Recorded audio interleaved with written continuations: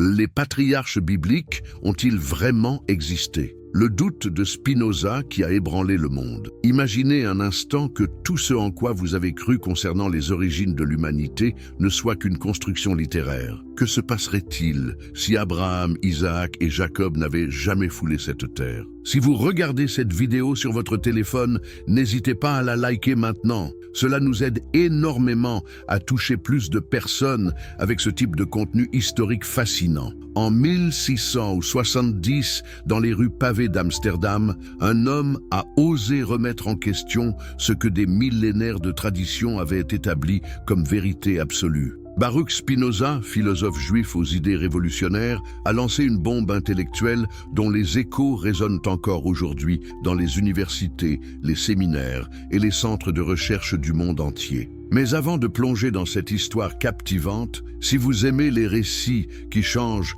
notre vision du monde, abonnez-vous à la chaîne pour ne manquer aucune de ces découvertes historiques qui défient nos certitudes. Et dites-moi dans les commentaires de quel pays regardez-vous cette vidéo et à quelle heure. Je suis toujours curieux de savoir qui compose notre communauté de passionnés d'histoire à travers le monde. Mais revenons à notre récit. Que s'est-il donc passé dans l'esprit de ce penseur audacieux pour qu'il ose défier des siècles de croyances? Comment un homme seul a-t-il pu ébranler les fondements de 3 religions mondiales? Et surtout, avait-il raison?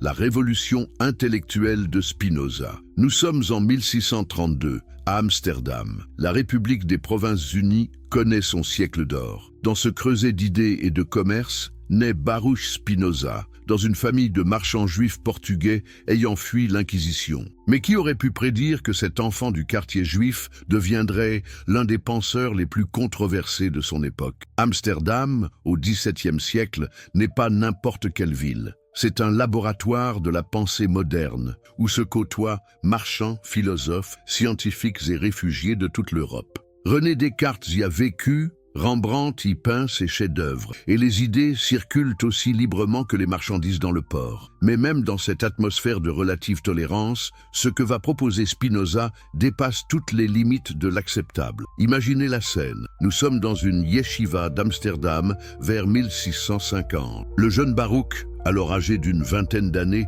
étudie les textes sacrés avec l'intensité caractéristique des érudits de son époque. Mais contrairement à ses condisciples qui cherchent à harmoniser les apparentes contradictions des Écritures, Spinoza commence à les noter, les cataloguer, les analyser avec la rigueur d'un anatomiste disséquant un corps. Que voit-il exactement dans ces textes millénaires? Prenons un exemple concret qui l'a particulièrement frappé. Dans la Genèse, nous lisons qu'Abraham voyage avec des chameaux, détail anodin. Pas pour Spinoza, car les recherches historiques de son époque, rudimentaires certes mais déjà éclairantes, suggèrent que les chameaux n'étaient pas domestiqués au temps supposé d'Abraham. Comment expliquer cette contradiction? Un esprit moins curieux aurait peut-être écarté cette question, l'attribuant à une erreur de traduction ou à un mystère divin. Mais Spinoza possède cette qualité rare des grands penseurs. Il ne peut pas ignorer ce qui dérange. Il creuse, questionne, compare, et plus il avance dans son analyse, plus les anomalies s'accumulent. Autre exemple qui l'intrigue profondément, les récits patriarcaux mentionnent des Philistins. Or, les Philistins, peuple de la mer originaire probablement de la région égéenne, ne se sont installés sur les côtes de Canaan qu'au XIIe siècle avant notre ère, soit bien après l'époque supposée des patriarches. Comment Abraham a-t-il pu avoir des démêlés avec un peuple qui n'existait pas encore dans cette région? Ces questions pourraient paraître techniques, réservées aux spécialistes. Mais pour Spinoza, elles touchent au cœur d'un problème fondamental. Comment distinguer la vérité historique de la construction littéraire? Comment séparer ce qui relève du fait de ce qui appartient au symbole? La formation de Spinoza ne se limite pas aux études talmudiques traditionnelles. Il découvre Maïmonide, ce géant de la pensée juive médiévale qui avait déjà tenté de réconcilier raison et foi. Il lit Averroès, le grand commentateur d'Aristote qui prônait une lecture allégorique des textes sacrés. Mais surtout, Il s'imprègne de la méthode cartésienne, cette approche révolutionnaire qui consiste à douter méthodiquement de tout ce qui n'est pas évident par soi-même. Descartes avait révolutionné la philosophie en appliquant le doute systématique à toutes les croyances héritées. Spinoza va plus loin. Il applique cette méthode aux textes sacrés eux-mêmes. Que se passe-t-il quand on lit la Bible comme on lirait Homère ou Hérodote, quand on cesse de présupposer son origine divine pour l'examiner comme un document humain produit d'une époque et d'une culture particulière? La réponse va bouleverser sa vie et celle de son époque. En 1656, à l'âge de 24 ans, Spinoza est excommunié de la communauté juive d'Amsterdam. Le RM prononcé contre lui est d'une violence inouïe, qu'il soit maudit le jour et maudit la nuit, maudit dans son coucher et maudit dans son lever, maudit dans sa sortie et maudit dans son entrée. Mais qu'a-t-il donc dit de si terrible ? En réalité, Spinoza n'a pas encore publié ses idées les plus radicales. Ce sont ses questionnements oraux, ses doutes exprimés lors de discussions privées, qui lui valent cette sanction draconienne. Car déjà, il suggère l'impensable. Et si Moïse n'avait pas écrit la Torah ? Et si les récits de la Genèse n'étaient pas des contes rendus historiques, mais des constructions théologiques tardives? Ces questions, qui nous paraissent aujourd'hui légitimes et même banales dans les cercles académiques, représentent à l'époque une révolution copernicienne. Elles remettent en cause non seulement l'autorité des textes sacrés, mais toute la structure de la société de l'époque, fondée sur l'alliance supposée entre Dieu et son peuple élu. Mais Spinoza ne s'arrête pas là. Dans la solitude de son exil intellectuel, il développe une méthode d'analyse textuelle d'une modernité saisissante. Il propose d'étudier la Bible comme n'importe quel autre texte ancien, en examinant son style, ses contradictions internes, ses références historiques et culturelles. Cette approche, qu'il développera dans son Tractatus Theologico-Politicus, publié en 1670, jette les bases de ce qui deviendra l'exégèse biblique moderne. Concernant spécifiquement les patriarches, Spinoza observe des éléments troublants. Les généalogies présentées dans la Genèse semblent trop parfaites, trop symboliques pour être historiques. Abraham engendre Isaac à 100 ans, Isaac vit exactement 180 ans, Jacob vit 147 ans. Ces chiffres ne sont-ils pas plutôt des symboles que des âges réels ?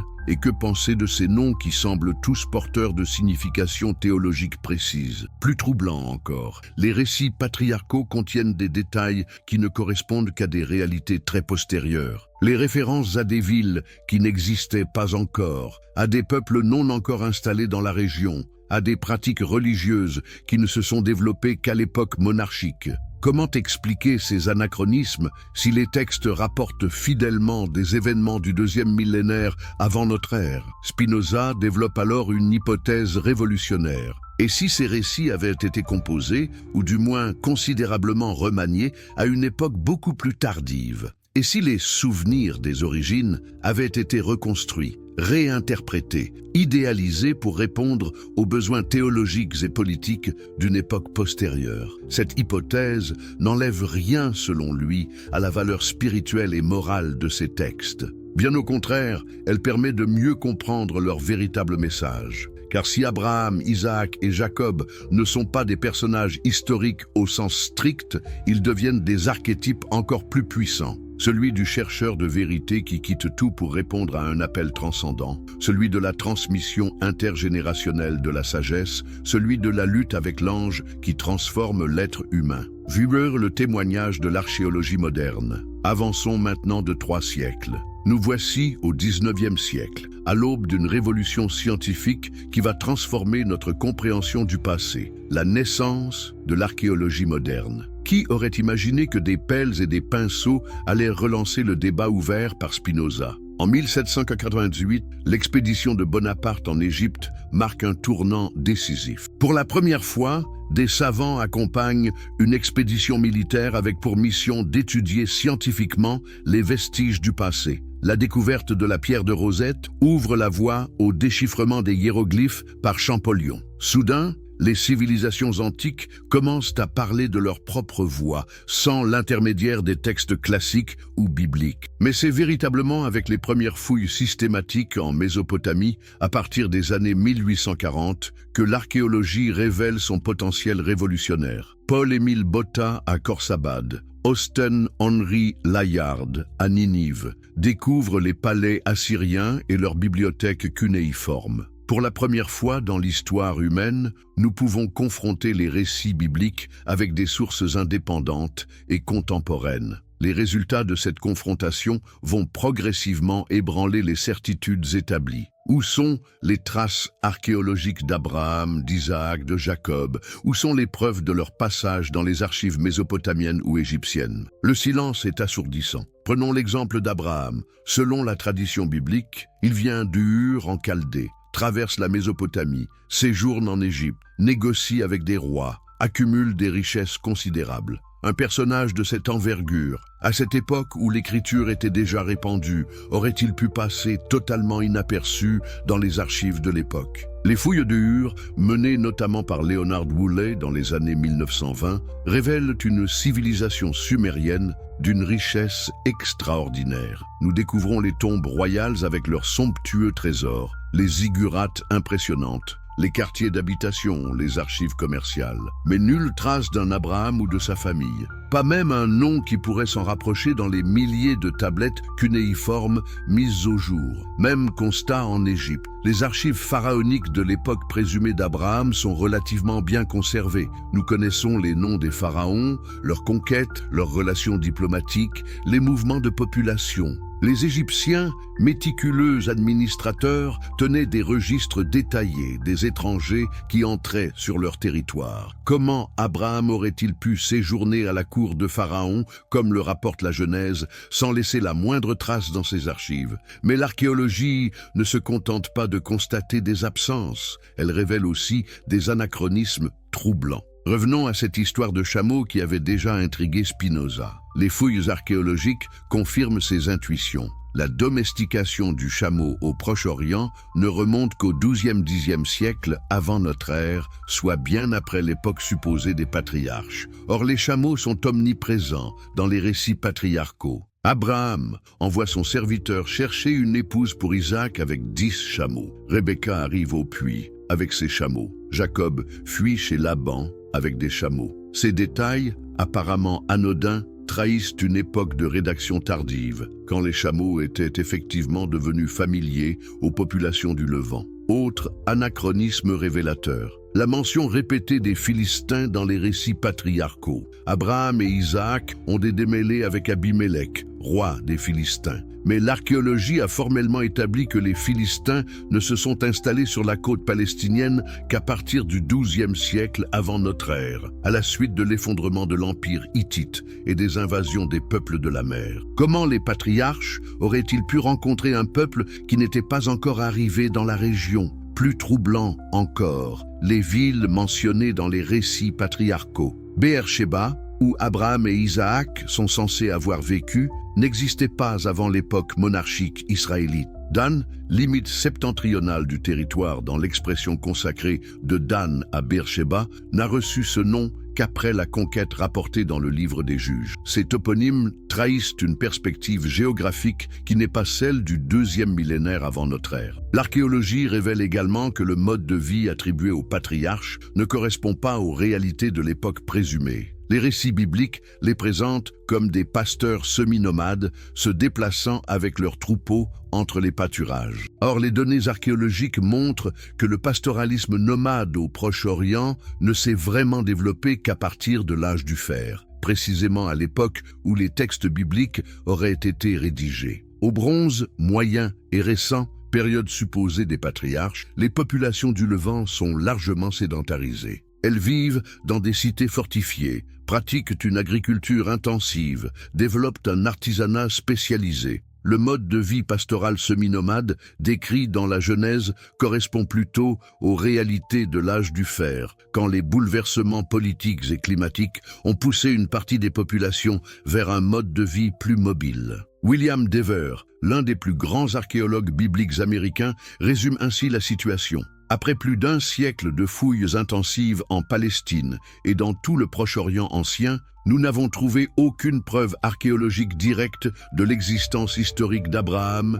d'Isaac ou de Jacob. Cette absence de preuve ne constitue certes pas une preuve d'absence. L'archéologie ne peut pas prétendre avoir fouillé tous les sites pertinents, ni conservé toutes les traces du passé, mais elle soulève des questions légitimes sur la nature historique des récits patriarcaux. Certains archéologues, comme Kenneth Kitchen de l'Université de Liverpool, tentent de défendre l'historicité des patriarches en soulignant que certains éléments des récits correspondent effectivement aux réalités du deuxième millénaire avant notre ère. Les noms personnels, les coutumes juridiques, certaines pratiques sociales trouvent des parallèles dans les textes mésopotamiens de l'époque. Mais cette argumentation se heurte à un problème fondamental. Ces éléments authentiques côtoient dans les mêmes récits des anachronismes flagrants. Comment expliquer cette coexistence? L'hypothèse la plus probable est que les rédacteurs tardifs ont incorporé dans leur composition des traditions anciennes authentiques, mais les ont réinterprétées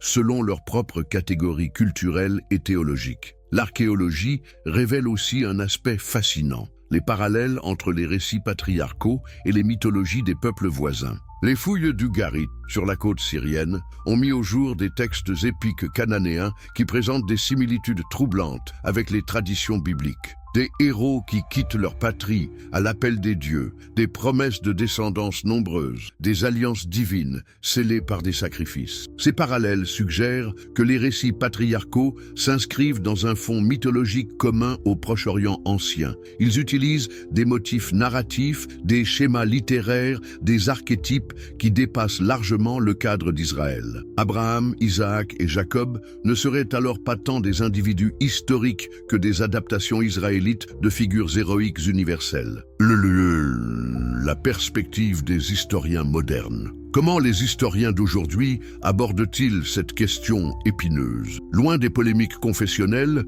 ils ont développé des méthodes d'analyse sophistiquées qui permettent une approche nuancée de ces textes complexes. Julius Wellhausen, au XIXe siècle, a révolutionné l'étude biblique en proposant sa théorie documentaire. Selon lui, le Pentateuque résulte de la fusion de plusieurs sources distinctes, rédigées à des époques différentes. Cette approche permet d'expliquer les contradictions et les anachronismes qui parsèment les récits patriarcaux. Ils reflètent les préoccupations et les connaissances de leurs rédacteurs respectifs, échelonnés sur plusieurs siècles. Mais comment reconstituer l'histoire de ces textes? Les historiens modernes utilisent plusieurs critères. L'analyse littéraire révèle des doublets narratifs. Pourquoi Isaac et Jacob font-ils exactement la même chose qu'Abraham en faisant passer leur épouse pour leur sœur? Ces répétitions suggèrent l'existence de traditions parallèles, ultérieurement harmonisées par les rédacteurs finaux. L'analyse linguistique est également révélatrice. Certains termes utilisés dans les récits patriarcaux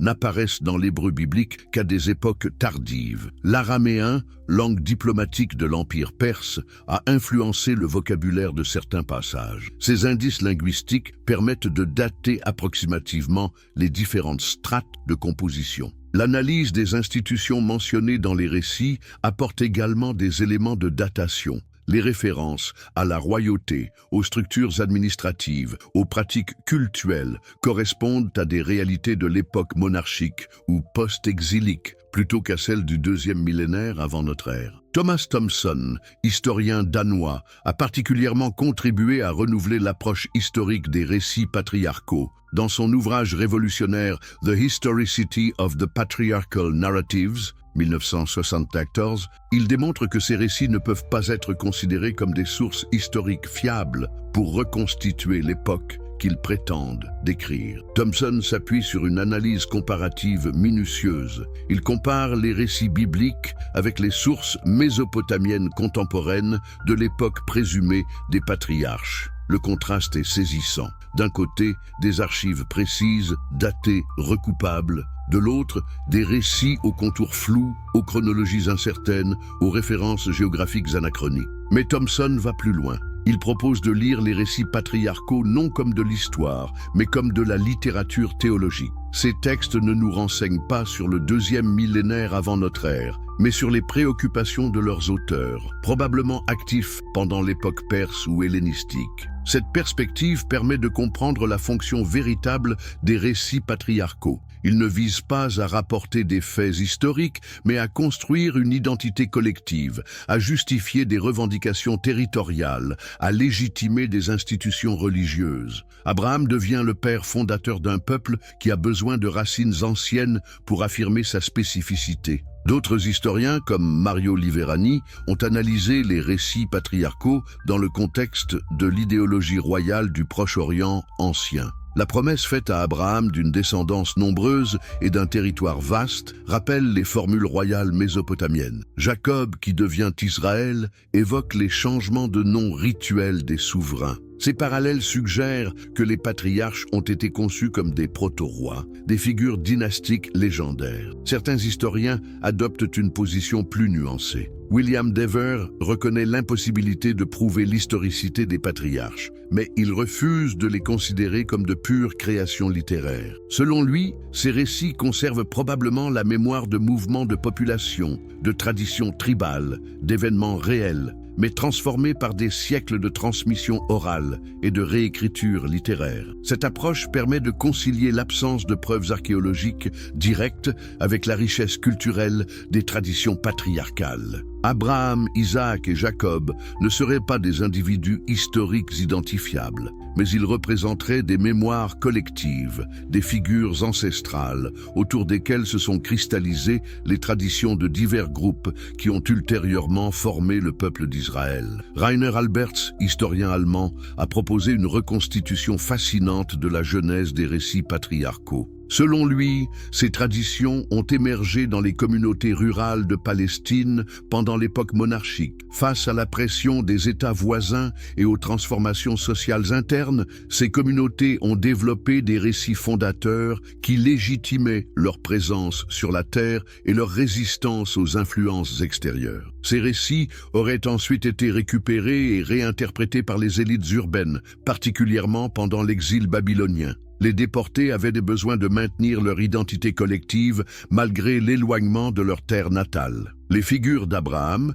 quittant son pays à l'appel divin, ou de Jacob contraint à l'exil mais béni par Dieu, offraient des modèles d'identification particulièrement appropriés. Cette reconstitution explique pourquoi les récits patriarcaux mélangent des éléments de différentes époques. Ils sont le produit d'un long processus de stratification culturelle, chaque génération y ajoutant ses propres préoccupations et ses propres références. L'approche comparative révèle également des aspects fascinants. Les récits patriarcaux utilisent des motifs narratifs qu'on retrouve dans de nombreuses littératures antiques. L'appel divin qui pousse le héros à quitter sa patrie, les épreuves qui jalonnent son parcours, la promesse d'une descendance glorieuse, l'alliance avec la divinité. Ces schémas universels suggèrent que les patriarches bibliques s'inscrivent dans une tradition littéraire plus large que celle d'Israël. Mais cette universalité ne diminue en rien leur spécificité. Au contraire,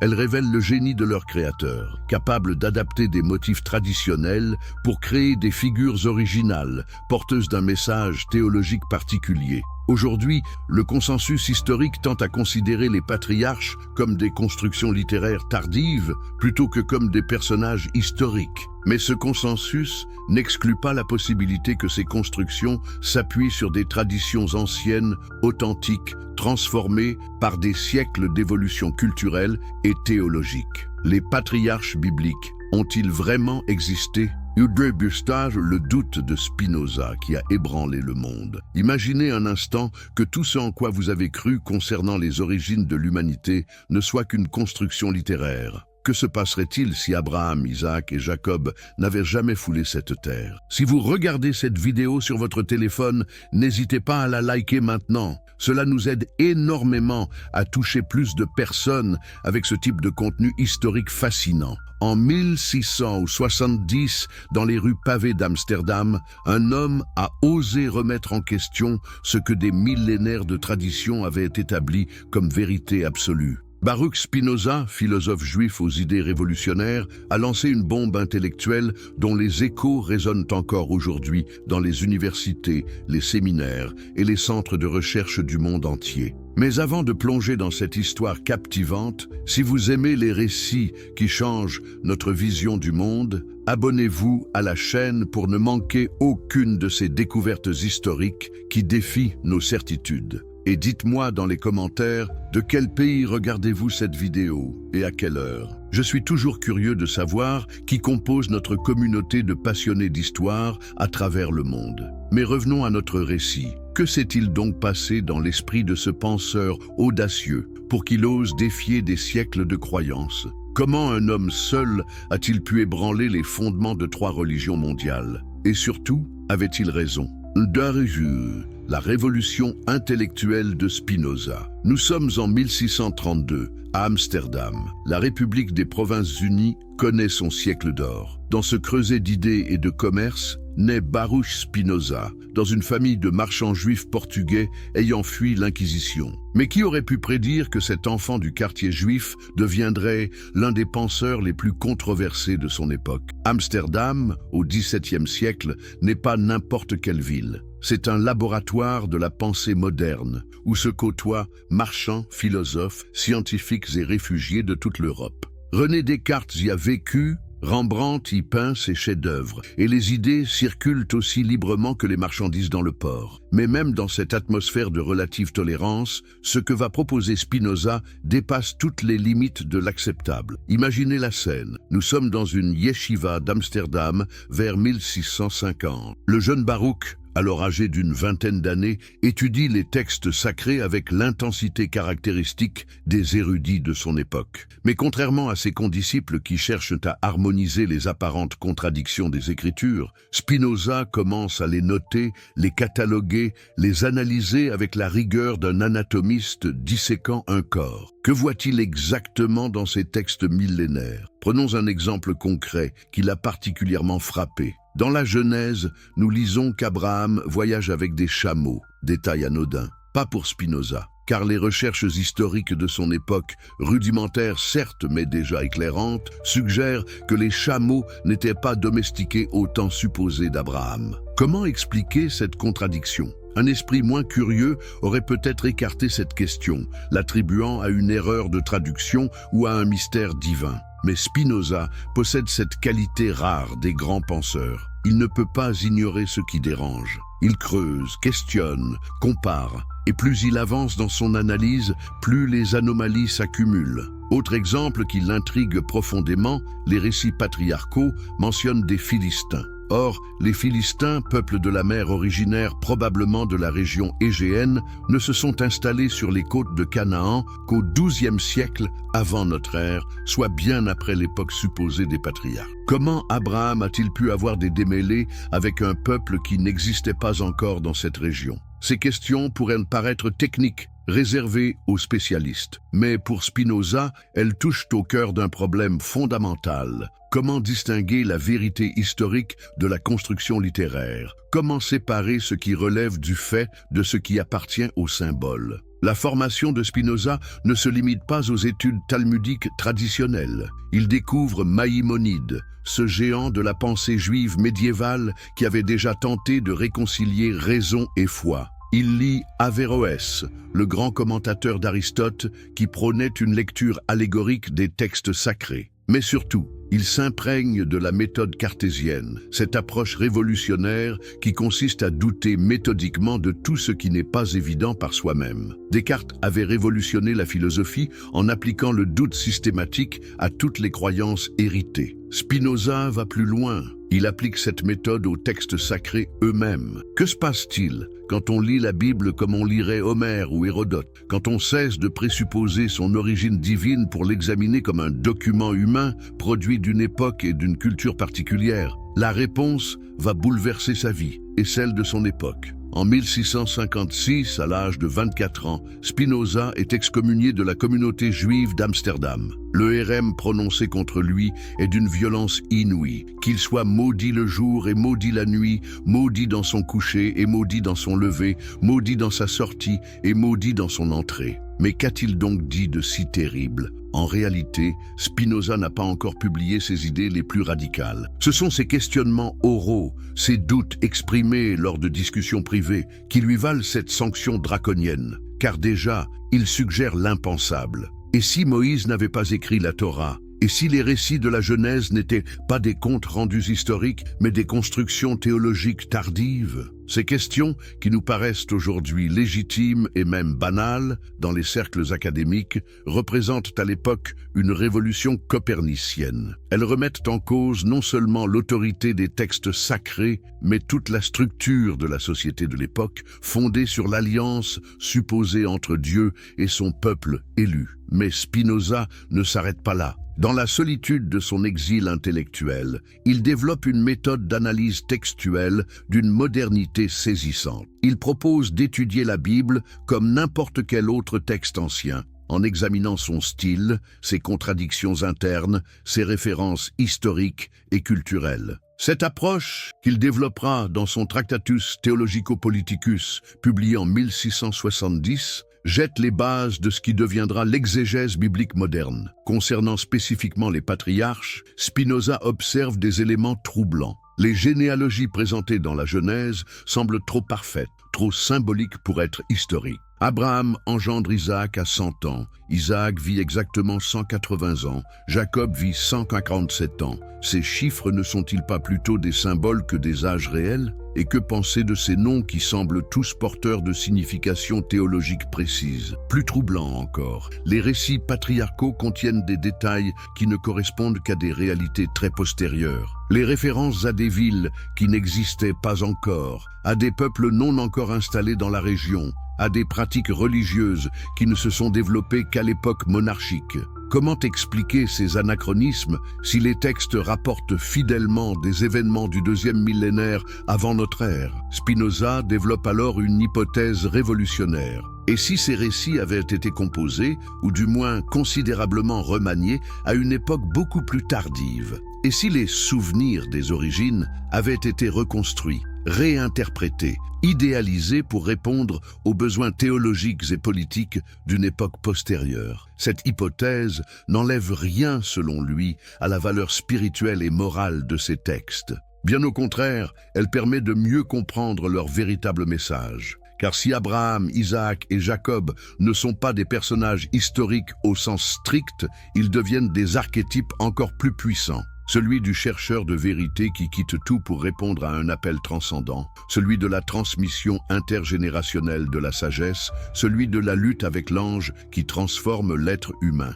Vurent le témoignage de l'archéologie moderne. Avançons maintenant de 3 siècles. Nous voici au 19e siècle, à l'aube d'une révolution scientifique qui va transformer notre compréhension du passé, la naissance de l'archéologie moderne. Qui aurait imaginé que des pelles et des pinceaux allaient relancer le débat ouvert par Spinoza? En 1798, l'expédition de Bonaparte en Égypte marque un tournant décisif. Pour la première fois, des savants accompagnent une expédition militaire avec pour mission d'étudier scientifiquement les vestiges du passé. La découverte de la pierre de Rosette ouvre la voie au déchiffrement des hiéroglyphes par Champollion. Soudain, les civilisations antiques commencent à parler de leur propre voix, sans l'intermédiaire des textes classiques ou bibliques. Mais c'est véritablement avec les premières fouilles systématiques en Mésopotamie, à partir des années 1840, que l'archéologie révèle son potentiel révolutionnaire. Paul-Émile Botta à Khorsabad,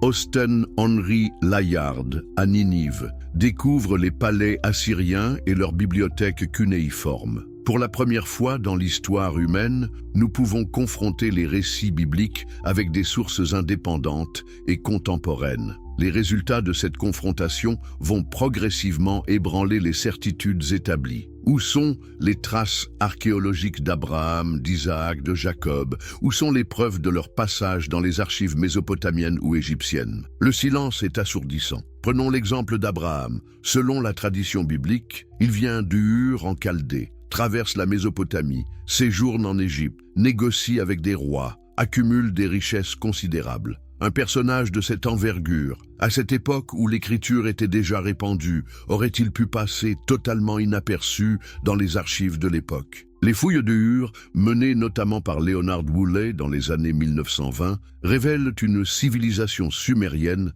d'une richesse extraordinaire. Nous découvrons les tombes royales avec leurs somptueux trésors, les ziggurats impressionnantes, les quartiers d'habitation, les archives commerciales. Mais nulle trace d'un Abraham ou de sa famille. Pas même un nom qui pourrait s'en rapprocher dans les milliers de tablettes cunéiformes mises au jour. Même constat en Égypte. Les archives pharaoniques de l'époque présumée d'Abraham sont relativement bien conservées. Nous connaissons les noms des pharaons, leurs conquêtes, leurs relations diplomatiques, les mouvements de population. Les Égyptiens, méticuleux administrateurs, tenaient des registres détaillés des étrangers qui entraient sur leur territoire. Comment Abraham aurait-il pu séjourner à la cour de Pharaon, comme le rapporte la Genèse, sans laisser la moindre trace dans ses archives? Mais l'archéologie ne se contente pas de constater des absences, elle révèle aussi des anachronismes troublants. Revenons à cette histoire de chameau qui avait déjà intrigué Spinoza. Les fouilles archéologiques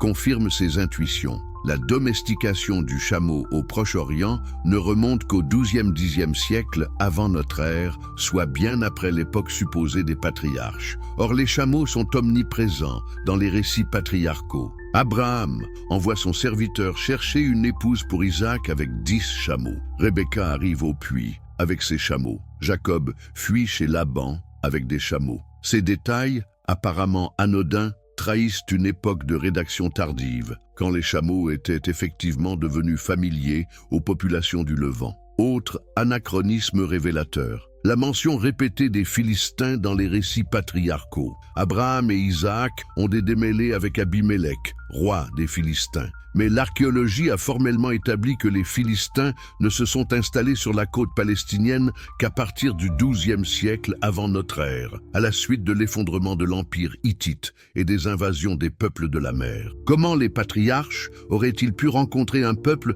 qui n'était pas encore arrivé dans la région? Plus troublant encore, les villes mentionnées dans les récits patriarcaux. Beersheba, où Abraham et Isaac sont censés avoir vécu, n'existait pas avant l'époque monarchique israélite. Dan, limite septentrionale du territoire dans l'expression consacrée de Dan à Beersheba, n'a reçu ce nom qu'après la conquête rapportée dans le livre des Juges. Ces toponymes trahissent une perspective géographique qui n'est pas celle du deuxième millénaire avant notre ère. L'archéologie révèle également que le mode de vie attribué aux patriarches ne correspond pas aux réalités de l'époque présumée. Les récits bibliques les présentent comme des pasteurs semi-nomades se déplaçant avec leurs troupeaux entre les pâturages. Or, les données archéologiques montrent que le pastoralisme nomade au Proche-Orient ne s'est vraiment développé qu'à partir de l'âge du fer, précisément à l'époque où les textes bibliques auraient été rédigés. Au Bronze moyen et récent, période supposée des patriarches, les populations du Levant sont largement sédentarisées. Elles vivent dans des cités fortifiées, pratiquent une agriculture intensive, développent un artisanat spécialisé. Le mode de vie pastoral semi-nomade décrit dans la Genèse correspond plutôt aux réalités de l'âge du fer, quand les bouleversements politiques et climatiques ont poussé une partie des populations vers un mode de vie plus mobile. William Dever, l'un des plus grands archéologues bibliques américains, résume ainsi la situation. Après plus d'un siècle de fouilles intensives en Palestine et dans tout le Proche-Orient ancien, nous n'avons trouvé aucune preuve archéologique directe de l'existence historique d'Abraham, d'Isaac ou de Jacob. Cette absence de preuves ne constitue certes pas une preuve d'absence. L'archéologie ne peut pas prétendre avoir fouillé tous les sites pertinents, ni conservé toutes les traces du passé, mais elle soulève des questions légitimes sur la nature historique des récits patriarcaux. Certains archéologues, comme Kenneth Kitchen de l'Université de Liverpool, tentent de défendre l'historicité des patriarches en soulignant que certains éléments des récits correspondent effectivement aux réalités du deuxième millénaire avant notre ère. Les noms personnels, les coutumes juridiques, certaines pratiques sociales trouvent des parallèles dans les textes mésopotamiens de l'époque. Mais cette argumentation se heurte à un problème fondamental. Ces éléments authentiques côtoient dans les mêmes récits des anachronismes flagrants. Comment expliquer cette coexistence? L'hypothèse la plus probable est que les rédacteurs tardifs ont incorporé dans leur composition des traditions anciennes authentiques, mais les ont réinterprétés selon leurs propres catégories culturelles et théologiques. L'archéologie révèle aussi un aspect fascinant, les parallèles entre les récits patriarcaux et les mythologies des peuples voisins. Les fouilles d'Ugarit, sur la côte syrienne, ont mis au jour des textes épiques cananéens qui présentent des similitudes troublantes avec les traditions bibliques. Des héros qui quittent leur patrie à l'appel des dieux, des promesses de descendance nombreuses, des alliances divines scellées par des sacrifices. Ces parallèles suggèrent que les récits patriarcaux s'inscrivent dans un fond mythologique commun au Proche-Orient ancien. Ils utilisent des motifs narratifs, des schémas littéraires, des archétypes qui dépassent largement le cadre d'Israël. Abraham, Isaac et Jacob ne seraient alors pas tant des individus historiques que des adaptations israélites de figures héroïques universelles. La perspective des historiens modernes. Comment les historiens d'aujourd'hui abordent-ils cette question épineuse? Loin des polémiques confessionnelles, ils ont développé des méthodes d'analyse sophistiquées qui permettent une approche nuancée de ces textes complexes. Julius Wellhausen, au XIXe siècle, a révolutionné l'étude biblique en proposant sa théorie documentaire. Selon lui, le Pentateuque résulte de la fusion de plusieurs sources distinctes, rédigées à des époques différentes. Cette approche permet d'expliquer les contradictions et les anachronismes qui parsèment les récits patriarcaux. Ils reflètent les préoccupations et les connaissances de leurs rédacteurs respectifs, échelonnés sur plusieurs siècles. Mais comment reconstituer l'histoire de ces textes? Les historiens modernes utilisent plusieurs critères. L'analyse littéraire révèle des doublets narratifs. Pourquoi Isaac et Jacob font-ils exactement la même chose qu'Abraham en faisant passer leur épouse pour leur sœur? Ces répétitions suggèrent l'existence de traditions parallèles, ultérieurement harmonisées par les rédacteurs finaux. L'analyse linguistique est également révélatrice. Certains termes utilisés dans les récits patriarcaux n'apparaissent dans l'hébreu biblique qu'à des époques tardives. L'araméen, langue diplomatique de l'Empire perse, a influencé le vocabulaire de certains passages. Ces indices linguistiques permettent de dater approximativement les différentes strates de composition. L'analyse des institutions mentionnées dans les récits apporte également des éléments de datation. Les références à la royauté, aux structures administratives, aux pratiques cultuelles correspondent à des réalités de l'époque monarchique ou post-exilique, plutôt qu'à celles du deuxième millénaire avant notre ère. Thomas Thomson, historien danois, a particulièrement contribué à renouveler l'approche historique des récits patriarcaux. Dans son ouvrage révolutionnaire The Historicity of the Patriarchal Narratives, 1974, il démontre que ces récits ne peuvent pas être considérés comme des sources historiques fiables pour reconstituer l'époque qu'ils prétendent décrire. Thomson s'appuie sur une analyse comparative minutieuse. Il compare les récits bibliques avec les sources mésopotamiennes contemporaines de l'époque présumée des patriarches. Le contraste est saisissant. D'un côté, des archives précises, datées, recoupables. De l'autre, des récits aux contours flous, aux chronologies incertaines, aux références géographiques anachroniques. Mais Thomson va plus loin.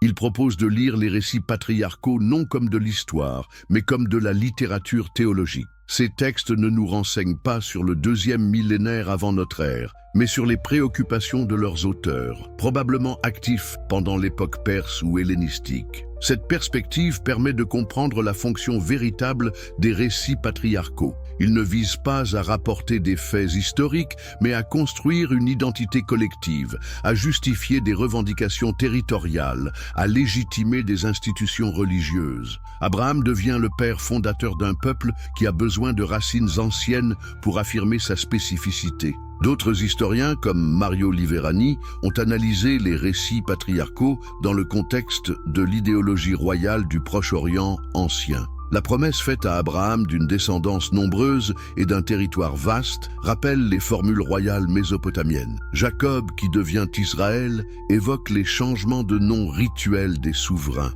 Ces parallèles suggèrent que les patriarches ont été conçus comme des proto-rois, des figures dynastiques légendaires. Certains historiens adoptent une position plus nuancée. William Dever reconnaît l'impossibilité de prouver l'historicité des patriarches, mais il refuse de les considérer comme de pures créations littéraires. Selon lui, ces récits conservent probablement la mémoire de mouvements de population, de traditions tribales, d'événements réels, mais transformée par des siècles de transmission orale et de réécriture littéraire. Cette approche permet de concilier l'absence de preuves archéologiques directes avec la richesse culturelle des traditions patriarcales. Abraham, Isaac et Jacob ne seraient pas des individus historiques identifiables, mais ils représenteraient des mémoires collectives, des figures ancestrales, autour desquelles se sont cristallisées les traditions de divers groupes qui ont ultérieurement formé le peuple d'Israël. Rainer Alberts, historien allemand, a proposé une reconstitution fascinante de la genèse des récits patriarcaux. Selon lui,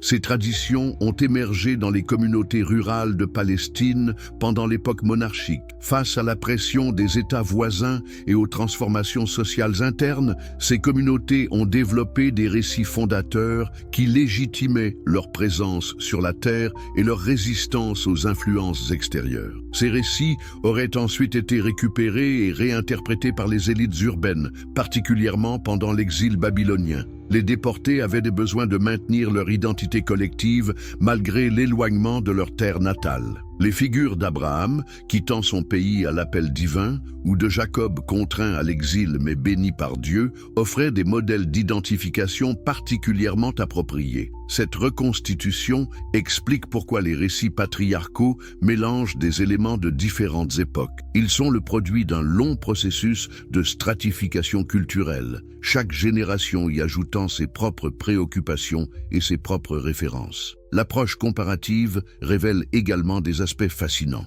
Les récits patriarcaux utilisent des motifs narratifs qu'on retrouve dans de nombreuses littératures antiques. L'appel divin qui pousse le héros à quitter sa patrie, les épreuves qui jalonnent son parcours, la promesse d'une descendance glorieuse, l'alliance avec la divinité. Ces schémas universels suggèrent que les patriarches bibliques s'inscrivent dans une tradition littéraire plus large que celle d'Israël. Mais cette universalité ne diminue en rien leur spécificité. Au contraire, elle révèle le génie de leur créateur, capable d'adapter des motifs traditionnels pour créer des figures originales, porteuses d'un message théologique particulier. Aujourd'hui, le consensus historique tend à considérer les patriarches comme des constructions littéraires tardives plutôt que comme des personnages historiques. Mais ce consensus n'exclut pas la possibilité que ces constructions s'appuient sur des traditions anciennes authentiques, transformées par des siècles d'évolution culturelle et théologique. Das übt les implications théologiques et philosophiques. Mais attendez un instant. Si vous appréciez ces plongées fascinantes dans l'histoire des idées qui ont façonné notre monde, n'oubliez pas de vous abonner à la chaîne pour ne manquer aucune de ces découvertes qui remettent en question nos certitudes les plus profondes. Et si vous regardez sur votre téléphone, un petit like maintenant nous aiderait énormément à partager ces réflexions avec encore plus de personnes passionnées d'histoire. Dites-moi aussi dans les commentaires, de quel pays nous regardez-vous en ce moment et quelle heure est-il chez vous? Cette communauté internationale de curieux d'histoire me fascine toujours. Maintenant, posons-nous la question fondamentale. Si les patriarches bibliques n'ont peut-être jamais existé historiquement, qu'est-ce que cela signifie pour les milliards de croyants qui voient en Abraham le père de leur foi? Comment concilier recherche historique et conviction religieuse? Et surtout, cette découverte détruit-elle la valeur spirituelle de ces récits, ou peut-elle, au contraire, la révéler sous un jour nouveau? Pour comprendre l'ampleur du bouleversement intellectuel que représente cette remise en cause, il faut d'abord mesurer l'importance qu'ont revêtue les figures patriarcales dans la construction des grandes traditions monothéistes. Abraham n'est pas seulement un personnage biblique parmi d'autres, il est littéralement le point de départ de 3 des plus grandes religions mondiales. Dans le judaïsme, Abraham est celui avec qui Dieu établit l'alliance fondatrice. C'est à lui que sont promises la terre de Canaan et une descendance aussi nombreuse que les étoiles du ciel. L'identité juive tout entière se construit autour de cette filiation spirituelle avec le premier des patriarches. Être juif, c'est d'abord être un descendant d'Abraham, Isaac et Jacob. Comment cette identité peut-elle survivre à la remise en cause de l'historicité de ses fondateurs? Le christianisme, quant à lui, fait d'Abraham la figure paradigmatique de la foi. Paul de Tarse, dans ses épîtres, présente Abraham comme le modèle du croyant qui fait confiance à Dieu malgré l'impossibilité apparente de ses promesses. La généalogie de Jésus, telle qu'elle est présentée dans l'évangile de Matthieu, remonte explicitement à Abraham. Si Abraham n'a pas existé, que devient cette filiation symbolique ? L'islam, enfin, vénère Ibrahim comme l'un des plus grands prophètes, celui qui a brisé les idoles et proclamé l'unicité divine. La Mecque, lieu saint par excellence de l'islam, est censée abriter la pierre noire qu'Abraham lui-même aurait placée dans la Kaaba. Le pèlerinage à la Mecque commémore le sacrifice d'Ismaël par son père Abraham. Comment ces rituels fondamentaux peuvent-ils conserver leur sens si leur origine historique est remise en question? Face à ce défi, les théologiens des trois traditions monothéistes ont développé des stratégies d'adaptation remarquablement créatives. Plutôt que de nier les conclusions de la recherche historique ou de s'enfermer dans un littéralisme obstiné, beaucoup ont choisi de repenser la nature même de la vérité religieuse. Prenons l'exemple de Claude Tresmontant, philosophe et théologien catholique français du XXe siècle. Pour lui, la remise en cause de l'historicité des patriarches n'affecte en rien la validité du message biblique. Car ce message ne porte pas sur des faits empiriques, mais sur la relation entre l'humanité et l'absolu. Abraham, qu'il ait existé ou non comme individu historique, incarne une vérité anthropologique universelle, celle de l'être humain capable de transcender ses conditionnements culturels et familiaux pour répondre à un appel qu'il dépasse. Cette approche, que l'on pourrait qualifier d'existentialiste, trouve des échos dans la pensée de grands théologiens comme Paul Tillich ou Rudolf Bultmann. Pour eux, les récits bibliques ne sont pas des comptes rendus journalistiques, mais des expressions symboliques d'expériences spirituelles universelles. Abraham, quittant son pays à l'appel de Dieu, représente l'expérience fondamentale de la conversion, du passage d'une existence centrée sur le fini vers une existence ouverte à l'infini. Mais cette interprétation symbolique ne risque-t-elle pas de vider les récits bibliques de leur substance? N'aboutit-elle pas à une spiritualité abstraite, coupée de l'histoire concrète? C'est le reproche que lui adressent certains théologiens conservateurs qui maintiennent la nécessité de l'historicité littérale des patriarches. Cette tension traverse toutes les confessions. Dans le judaïsme orthodoxe, la remise en cause de l'historicité des patriarches est souvent perçue comme une attaque contre les fondements mêmes de la foi juive. Comment maintenir l'élection d'Israël si les récits fondateurs ne sont que des constructions littéraires? Comment justifier l'attachement à la terre promise si la promesse elle-même est mythique? Pourtant, d'autres voix se font entendre au sein même de l'orthodoxie. Le rabbin David Hartman, figure majeure du judaïsme moderne, propose une lecture nuancée. Pour lui, la valeur des récits patriarcaux ne réside pas dans leur vérité factuelle, mais dans leur capacité à orienter l'existence vers des valeurs transcendantes. Abraham reste un modèle, non parce qu'il a existé historiquement, mais parce qu'il incarne des qualités spirituelles intemporelles, la foi, le courage, la générosité. Cette approche trouve un écho particulièrement intéressant dans la tradition juive du Midrash, cette forme d'interprétation qui n'hésite pas à broder sur les récits bibliques, à les amplifier, à les réinterpréter selon les besoins de chaque époque. Les maîtres du Midrash n'étaient-ils pas déjà conscients que les textes sacrés relevaient autant de la création littéraire que du reportage historique? Le christianisme contemporain a également développé des approches sophistiquées pour intégrer les acquis de la recherche historique sans renoncer à sa spécificité théologique. Des théologiens comme Hans Küng ou Edward Schillebeeckx ont montré que la foi chrétienne ne dépend pas de la vérification empirique de tous les détails bibliques, mais de la reconnaissance du Christ comme révélation ultime de Dieu. Dans cette perspective, Abraham conserve toute son importance comme figure prophétique du Christ, peu importe qu'il ait existé historiquement. Ce qui compte, c'est qu'il préfigure dans l'ordre du symbole l'attitude de confiance absolue que le Christ manifeste envers son Père. L'épisode du sacrifice d'Isaac, qu'il soit historique ou mythique, annonce le sacrifice du calvaire et révèle la logique paradoxale de l'amour divin. L'islam, enfin, possède ses propres ressources herméneutiques pour affronter cette question. La tradition soufie, en particulier, a toujours privilégié l'interprétation spirituelle des récits coraniques. Pour les mystiques musulmans, Ibrahim représente l'âme purifiée qui brise les idoles de l'ego pour se tourner vers l'unique. Que cette purification ait été accomplie par un individu historique ou qu'elle soit proposée comme un idéal spirituel importe moins que sa réalisation effective dans l'expérience du croyant. Cette spiritualisation des récits patriarcaux n'est d'ailleurs pas une innovation moderne. Elle s'enracine dans une longue tradition d'interprétation allégorique qui remonte aux pères de l'Église et aux premiers commentateurs musulmans. Philon d'Alexandrie, penseur juif hellénisé du 1er siècle de notre ère, lisait déjà les récits de la Genèse comme des allégories philosophiques. Abraham représentait pour lui l'intelligence qui s'élève de la connaissance sensible vers la contemplation de l'intelligible. Cette tradition allégorique a profondément marqué la pensée chrétienne médiévale. Saint Augustin, dans ses Confessions, interprète l'appel d'Abraham comme une figure de sa propre conversion. Pour lui, quitter son pays comme Abraham, c'est abandonner les attachements terrestres pour se tourner vers Dieu. Cette lecture existentielle transcende largement la question de l'historicité factuelle. Mais alors, si les récits patriarcaux peuvent être lus symboliquement, pourquoi cette question de leur historicité suscite-t-elle encore tant de passion? Pourquoi certains croyants ressentent-ils la remise en cause historique comme une menace existentielle? La réponse tient probablement à la conception moderne de la vérité, profondément marquée par le positivisme scientifique.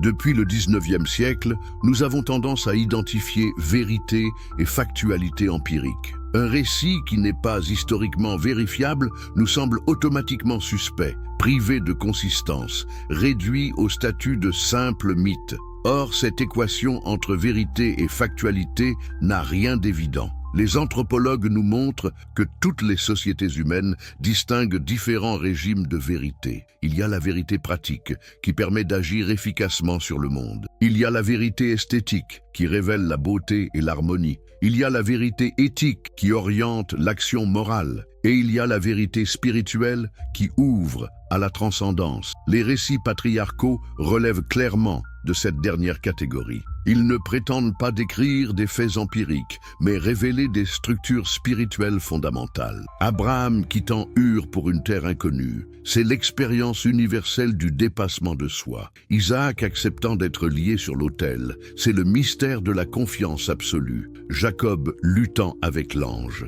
c'est le combat spirituel qui transfigure l'être humain. Cette lecture spirituelle n'exclut pas d'ailleurs toute référence historique. Il est possible que les récits patriarcaux conservent la mémoire de mouvements migratoires réels, de personnalités marquantes, d'événements fondateurs, mais ces souvenirs historiques, s'ils existent, ont été transfigurés par des siècles de méditation spirituelle. Ils sont devenus autre chose que de simples témoignages factuels, des révélations sur la condition humaine et sa relation au sacré. C'est dans cette perspective qu'il faut comprendre l'attitude de nombreux croyants contemporains face aux conclusions de l'exégèse historico-critique. Ils n'y voient pas une menace contre leur foi, mais une invitation à approfondir leur compréhension des textes sacrés. La remise en cause de l'historicité littérale libère en quelque sorte les récits bibliques de leur gangue factuelle et révèle leur véritable dimension, celle de la quête spirituelle universelle. Cette évolution herméneutique s'accompagne d'ailleurs d'un renouveau de l'intérêt pour les traditions mystiques au sein des trois monothéismes. La Kabbale juive, la mystique chrétienne, le soufisme musulman connaissent un regain de faveur, précisément parce qu'ils offrent des grilles de lecture qui transcendent la question de la factualité historique. Mais cette spiritualisation ne fait pas l'unanimité. Elle suscite des résistances, parfois violentes, de la part de mouvements fondamentalistes qui voient dans l'abandon du littéralisme historique une trahison de la foi authentique. Ces mouvements, présents dans les trois traditions monothéistes, militent pour un retour à une lecture littérale des textes sacrés, y compris dans leurs aspects historiques. Cette tension entre lecture littérale et lecture spirituelle n'est d'ailleurs pas nouvelle. Elle traverse l'histoire des trois monothéismes depuis leurs origines. Mais elle prend aujourd'hui une acuité particulière, dans un contexte où les conclusions de la recherche historique et archéologique remettent en cause de nombreux présupposés traditionnels. Comment résoudre cette tension ? Faut-il choisir entre foi et raison, entre spiritualité et histoire, ou existe-t-il une voie de réconciliation qui préserverait à la fois l'exigence de vérité scientifique et la légitimité de la quête spirituelle ? Nmajver, synthèse et perspective d'avenir. Nous voici arrivés au cœur de notre réflexion. Après ce long parcours à travers l'histoire, l'archéologie et la théologie, que pouvons-nous conclure sur l'existence des patriarches bibliques? Et surtout, comment cette question s'inscrit-elle dans les débats contemporains sur les rapports entre science et spiritualité? Commençons par dresser un bilan objectif de nos connaissances actuelles. L'état de la recherche historique et archéologique ne permet pas d'établir l'existence historique d'Abraham, Isaac et Jacob comme individus ayant réellement vécu au 2e millénaire avant notre ère. Cette conclusion, qui aurait paru scandaleuse il y a encore quelques décennies, fait aujourd'hui l'objet d'un large consensus dans la communauté scientifique internationale. Cela signifie-t-il pour autant que ces figures sont de pures inventions littéraires, sans aucun ancrage dans la réalité historique? La réponse est plus nuancée. Les récits patriarcaux conservent probablement des traces de traditions anciennes authentiques, souvenirs de migration, mémoires tribales, coutumes ancestrales. Mais ces éléments historiques ont été si profondément remaniés, réinterprétés et stylisés qu'il est devenu impossible de les isoler de leur gang littéraire et théologique. Cette situation n'est d'ailleurs pas unique dans l'histoire des civilisations antiques. Pensons à Homère et à ses héros. Achille et Ulysse ont-ils existé? La guerre de Troie a-t-elle eu lieu? Les archéologues ont effectivement découvert les ruines d'une cité détruite à l'emplacement supposé de Troie, mais cette découverte ne prouve nullement l'historicité des personnages homériques. L'Iliade et l'Odyssée restent des œuvres littéraires géniales, porteuses de vérités anthropologiques profondes, indépendamment de leur fondement historique. Il en va de même pour les récits fondateurs d'autres civilisations. Romulus et Rémus ont-ils vraiment existé? Arthur a-t-il régné sur la Bretagne? Ces questions passionnent les historiens, mais elles n'affectent en rien la valeur civilisatrice de ces figures légendaires. Romulus reste le symbole de l'esprit civique romain, Arthur celui de l'idéal chevaleresque médiéval, qu'ils aient existé ou non comme personnages historiques. Pourquoi en irait-il différemment des patriarches bibliques? Pourquoi leur valeur spirituelle et culturelle dépendrait-elle de leur réalité historique? N'est-ce pas là le résidu d'une conception positiviste de la vérité qui ne reconnaît de légitimité qu'aux faits empiriquement vérifiables? Cette réflexion nous amène à questionner nos propres présupposés épistémologiques. Qu'est-ce qui fait la valeur d'un récit? Sa correspondance avec des faits historiques ou sa capacité à révéler des vérités sur la condition humaine? Un mythe est-il moins vrai qu'une chronique? Une parabole moins instructive qu'un procès verbal? L'anthropologue Claude Lévi-Strauss a montré que les mythes ne sont pas des récits fantaisistes, mais des structures de pensée qui permettent aux sociétés humaines de donner sens à leur expérience. Ils organisent la réalité, hiérarchisent les valeurs, orientent l'action. En ce sens, ils sont peut-être plus vrais que bien des récits historiques, car ils touchent aux structures profondes de la psyché humaine. Les récits patriarcaux fonctionnent exactement selon cette logique mythique. Abraham incarnait l'expérience universelle de l'exil et de la promesse. Isaac représente la transmission intergénérationnelle de la bénédiction. Jacob symbolise la lutte spirituelle qui transforme l'être humain. Ces figures archétypales parlent à toutes les générations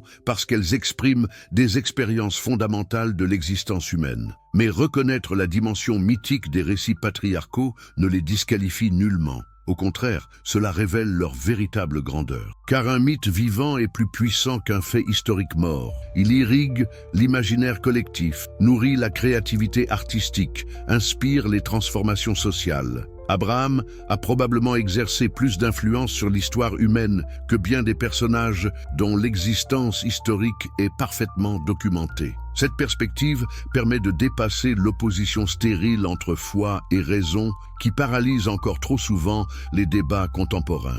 Il n'y a pas à choisir entre vérité scientifique et vérité spirituelle. Elles opèrent dans des registres différents et répondent à des questions différentes. L'histoire nous renseigne sur ce qui s'est passé, le mythe sur ce que cela signifie.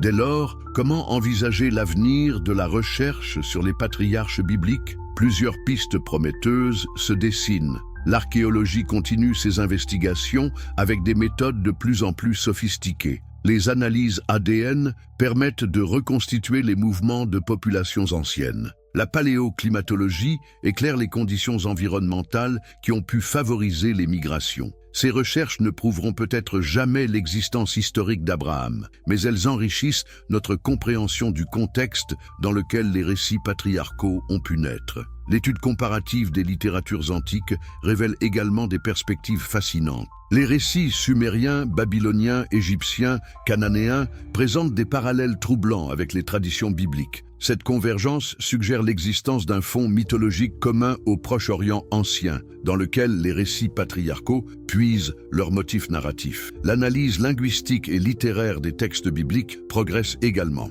Les méthodes informatiques permettent des analyses statistiques sophistiquées qui révèlent les strates de composition, les influences culturelles, les évolutions sémantiques. Ces travaux éclairent les processus complexes par lesquels les traditions orales se sont cristallisées en textes écrits. Mais peut-être la piste la plus prometteuse est-elle celle de l'anthropologie historique. Cette discipline, qui étudie les mentalités et les représentations du passé, permet de comprendre comment les sociétés anciennes concevaient l'histoire, la mémoire, l'identité collective. Elle révèle que la distinction moderne entre histoire et mythe, entre fait et fiction, n'avait pas la même pertinence dans l'Antiquité. Les sociétés du Proche-Orient ancien ne séparaient pas l'histoire sainte de l'histoire profane. Elles concevaient le passé comme un réservoir de modèles et d'enseignements plutôt que comme une succession de faits bruts. Dans cette perspective, la vérité d'un récit ne se mesurait pas à sa correspondance avec les événements, mais à sa capacité à transmettre des valeurs et à orienter l'existence. Cette approche anthropologique permet de mieux comprendre la genèse et la fonction des récits patriarcaux. Ils n'ont pas été conçus comme des biographies au sens moderne, mais comme des paradigmes spirituels, des modèles d'identification, des chartes fondatrices. Leur vérité réside dans leur efficacité symbolique, non dans leur exactitude factuelle. Cette compréhension ouvre des perspectives nouvelles pour le dialogue entre recherche scientifique et tradition religieuse. Elle montre que ces deux approches ne sont pas nécessairement incompatibles, mais qu'elles répondent à des questions différentes, avec des méthodes différentes. La science étudie les processus de composition et de transmission des textes. La religion s'interroge sur leur signification et leur pertinence existentielle. Cette complémentarité est d'ailleurs de plus en plus reconnue par les chercheurs eux-mêmes. Des biblistes comme Thomas Römer ou Christoph Niehan, tout en menant leurs recherches selon les critères les plus rigoureux de la science historique, reconnaissent volontiers la légitimité des lectures spirituelles et théologiques. Il ne s'agit pas de différents degrés de vérité, mais de différents types de vérité. Inversement, de nombreux théologiens intègrent désormais les acquis de la recherche historico-critique sans y voir une menace pour leur foi. Ils y trouvent au contraire un moyen d'affiner leur compréhension des textes sacrés et d'éviter les contresens interprétatifs. Cette évolution témoigne d'une maturité intellectuelle qui honore aussi bien la recherche scientifique que la réflexion religieuse. Mais cette réconciliation n'est pas sans difficulté. Elle suppose un effort considérable de formation et d'information de la part de tous les acteurs concernés. Elle exige des scientifiques qu'ils comprennent la spécificité du fait religieux, des croyants qu'ils acceptent la légitimité de l'approche critique. Elle demande aux uns et aux autres de renoncer à certaines prétentions hégémoniques. Au premier, celle d'épuiser le sens des textes par leur seule méthode. Au second, celle de maintenir l'immunité des textes sacrés face à toute investigation rationnelle. Cette évolution s'inscrit dans un mouvement plus large de transformation des rapports entre science et spiritualité. Après des siècles d'opposition, parfois violente, ces deux dimensions de l'expérience humaine apprennent à coexister et même à se féconder mutuellement. La physique quantique dialogue avec la mystique. La neuropsychologie étudie les états de conscience modifiés. L'anthropologie explore la diversité des expériences spirituelles. Cette réconciliation ne signifie pas confusion des genres. Science et spiritualité gardent leur spécificité, leur méthode, leur domaine de pertinence. Mais elles cessent de se percevoir comme mutuellement exclusives. Elles reconnaissent qu'elles participent toutes deux de la quête humaine de sens et de vérité, chacune apportant sa contribution spécifique à cette entreprise commune.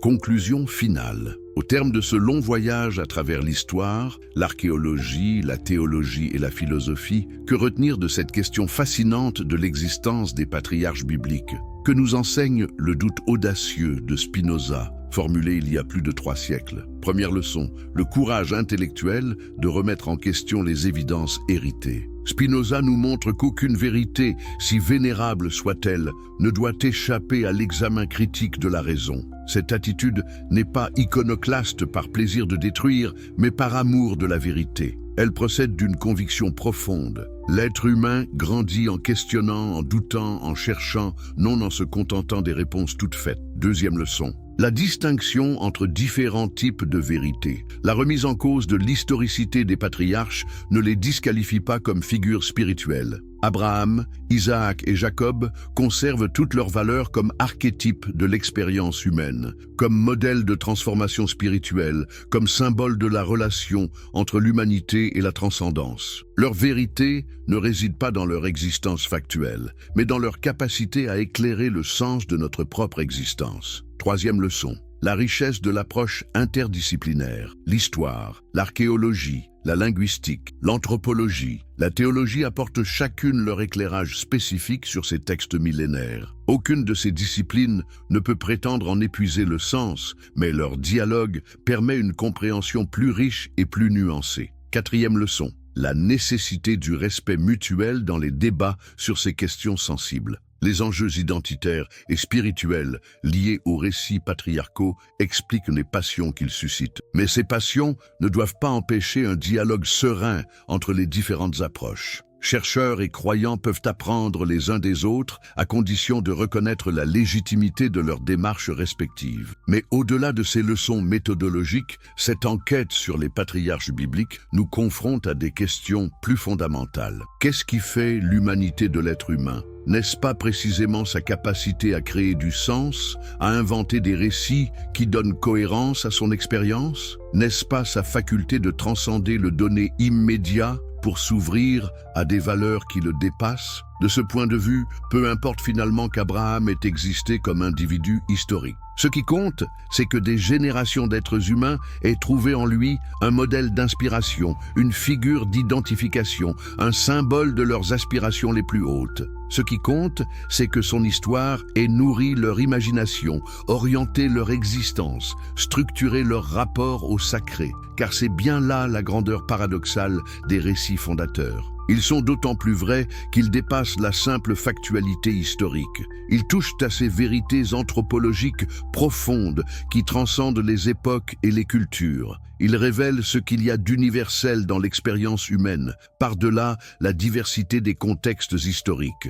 Abraham quittant Ur pour une terre inconnue, c'est chacun de nous appelé à sortir de ses habitudes, de ses certitudes, de ses enfermements pour s'ouvrir à du nouveau. Isaac acceptant d'être lié sur l'autel, c'est l'expérience de la confiance absolue qui nous fait traverser les épreuves de l'existence. Jacob luttant avec l'ange jusqu'à l'aurore, c'est le combat spirituel qui nous transforme et nous révèle notre véritable nom. Ces expériences sont universelles. Elles ne dépendent pas de leur incarnation historique dans des individus particuliers. Elles font partie du patrimoine spirituel de l'humanité, indépendamment des croyances religieuses spécifiques. En ce sens, les patriarches bibliques appartiennent à tous, croyants et non-croyants, juifs et chrétiens et musulmans, mais aussi bouddhistes et hindous, agnostiques et athées. Car tout être humain a fait à un moment ou à un autre de son existence l'expérience de l'appel abrahamique, cet élan qui pousse à dépasser sa condition présente pour aller vers quelque chose de plus grand. Tout être humain n'a connu l'épreuve isaacienne de la confiance malgré l'incompréhensible. Tout être humain a mené le combat jacobien avec les forces qui le dépassent et le transforment. C'est en cela que réside la véritable universalité des récits patriarcaux, non dans leur prétention à rapporter des faits historiques, mais dans leur capacité à exprimer des expériences spirituelles fondamentales. Non dans leur appartenance confessionnelle, mais dans leur portée anthropologique. Cette perspective permet de dépasser les clivages qui paralysent trop souvent les débats contemporains. Entre croyants et non-croyants, entre scientifiques et spirituels, entre traditionalistes et modernistes, il existe un terrain commun. la reconnaissance de la grandeur de l'esprit humain capable de créer des œuvres qui le transcendent et l'élèvent. Les récits patriarcaux font partie de ces œuvres. Qu'ils soient le produit de l'inspiration divine ou du génie humain, importe moins que leur capacité à nourrir encore aujourd'hui notre réflexion et notre aspiration au dépassement. Ils témoignent de cette dimension spécifiquement humaine qui consiste à chercher du sens au-delà de l'immédiat, à inventer des valeurs qui orientent l'existence, à créer des symboles qui ouvrent sur l'infini. En définitive, la question de l'existence historique des patriarches bibliques nous ramène à une interrogation plus fondamentale sur la nature de l'être humain et sa relation à la transcendance. Elle nous invite à dépasser l'opposition entre fait et fiction, entre histoire et mythe, entre science et spiritualité, pour reconnaître la richesse et la complexité de l'expérience humaine. Spinoza, en osant questionner l'historicité des récits fondateurs, ne les a pas détruits, il les a libérés. Il leur a permis de révéler leur véritable dimension, qui n'est pas celle de la chronique historique, mais celle de la révélation anthropologique. Il a ouvert la voie à une compréhension plus profonde et plus universelle de ces textes qui continuent, plus de 3 millénaires après leur composition, à éclairer notre quête de sens et de vérité.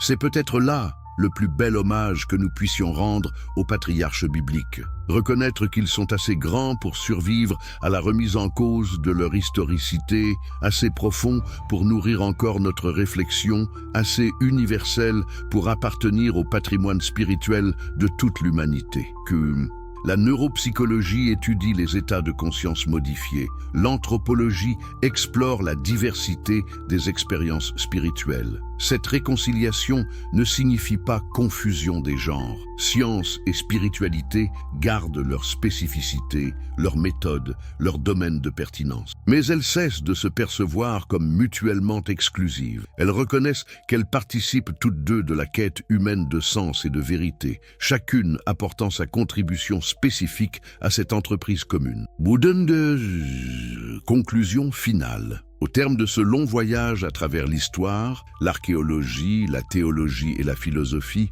que retenir de cette question fascinante de l'existence des patriarches bibliques? Que nous enseigne le doute audacieux de Spinoza, formulé il y a plus de 3 siècles? Première leçon, le courage intellectuel de remettre en question les évidences héritées. Spinoza nous montre qu'aucune vérité, si vénérable soit-elle, ne doit échapper à l'examen critique de la raison. Cette attitude n'est pas iconoclaste par plaisir de détruire, mais par amour de la vérité. Elle procède d'une conviction profonde. L'être humain grandit en questionnant, en doutant, en cherchant, non en se contentant des réponses toutes faites. Deuxième leçon. La distinction entre différents types de vérité. La remise en cause de l'historicité des patriarches ne les disqualifie pas comme figures spirituelles. Abraham, Isaac et Jacob conservent toutes leurs valeurs comme archétypes de l'expérience humaine, comme modèle de transformation spirituelle, comme symbole de la relation entre l'humanité et la transcendance. Leur vérité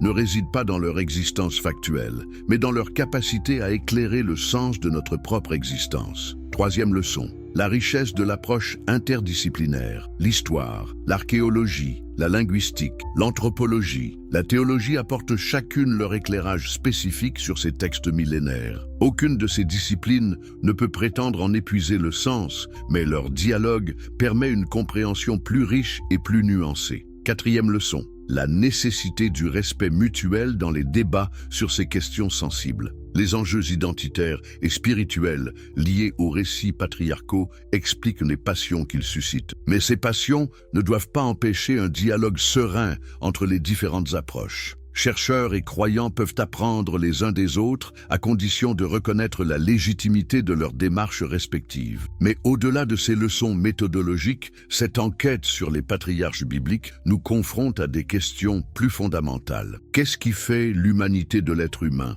N'est-ce pas précisément sa capacité à créer du sens, à inventer des récits qui donnent cohérence à son expérience? N'est-ce pas sa faculté de transcender le donné immédiat pour s'ouvrir à des valeurs qui le dépassent? De ce point de vue, peu importe finalement qu'Abraham ait existé comme individu historique. Ce qui compte, c'est que des générations d'êtres humains aient trouvé en lui un modèle d'inspiration, une figure d'identification, un symbole de leurs aspirations les plus hautes. Ce qui compte, c'est que son histoire ait nourri leur imagination, orienté leur existence, structuré leur rapport au sacré, car c'est bien là la grandeur paradoxale des récits fondateurs. Ils sont d'autant plus vrais qu'ils dépassent la simple factualité historique. Ils touchent à ces vérités anthropologiques profondes qui transcendent les époques et les cultures. Ils révèlent ce qu'il y a d'universel dans l'expérience humaine, par-delà la diversité des contextes historiques.